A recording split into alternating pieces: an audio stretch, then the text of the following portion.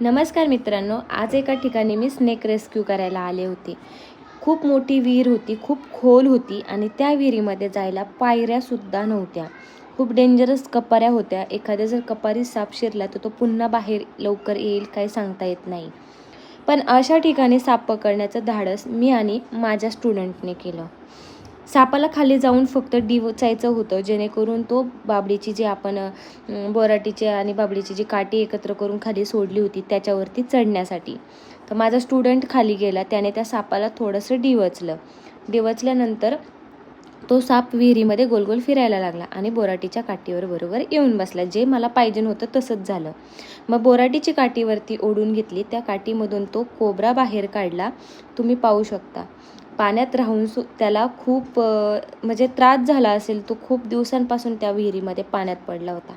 त्याला बाहेर काढलं, व्यवस्थितरित्या बरणीमध्ये भरलं. त्या बरणीला आधीच होल पाडले होते, त्याच्यामुळे कोणी मला विचारू नका होल आहेत का नाही. आणि त्यानंतर त्या सापाला निसर्गाच्या सानिध्यामध्ये आपण सुखरूप सोडून दिलेलं आहे. धन्यवाद.